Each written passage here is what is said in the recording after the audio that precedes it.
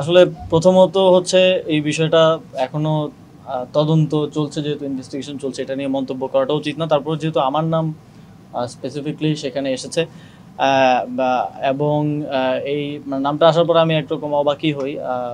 জানাল আলম অপুকে আমি চিনতাম যখন আমি ছাত্র অধিকার পরিষদে ছিলাম 2022 সালে, যখন ক্যাম্পাসে আমরা ছাত্র রাজনীতির সাথে যুক্ত ছিলাম, তখন সেও ছাত্র অধিকার পরিষদ করতো, সম্মিলিত বেসরকারি বিশ্ববিদ্যালয়ের কমিটিতে বোধহয় ছিল।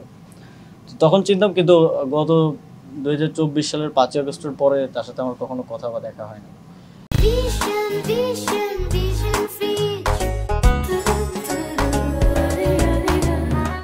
এবং এই ধরনের একটা ক্লেম আসার পরে তারপরে আমরা আবার আরেক জায়গা থেকে জানতে পারলাম, আজকেও কিছুক্ষণ আগেও আমি ক্যাবিনেট থেকে বের হয়ে দেখলাম যে একজন সংবাদ সম্মেলন করেছেন, তার স্ত্রী পরিচয়ে।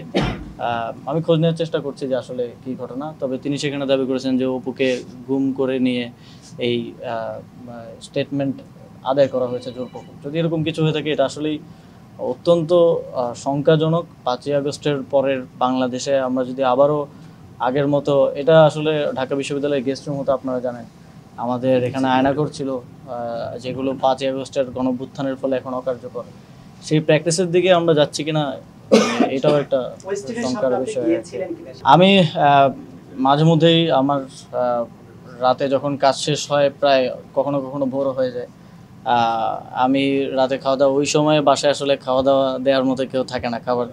আমি মাঝে মধ্যে হচ্ছে বেশিরভাগ সময় যাই হচ্ছে 300 ফিটের নীলা মার্কেট বলে একটা জায়গা আছে, আপনারা জানেন, ওইখানে হাঁসের মাংস খুব ভালো পাওয়া যায়।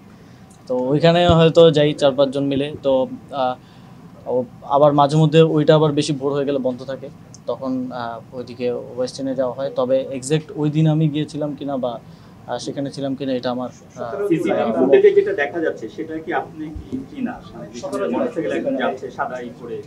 এখন দেখেন সিসিটিভি ফুটেজে হেলমেট পরা যে কাউকে যদি আমাকে বলে দাবি করা হয়, এটা কতটুকু আসলে বিশ্বাসযোগ্য বা কতটুকু, আমি এই বিষয়ে আর বেশি কিছু বলতে চাই না, কারণ এটা তদন্তের অধীনে একটা বিষয়, যেহেতু তারপরে অনেক কিছু বললাম, কারণ আমার বিষয়ে যেহেতু এলিগেশন আসছে, আমি সেজন্য বললাম আর কি।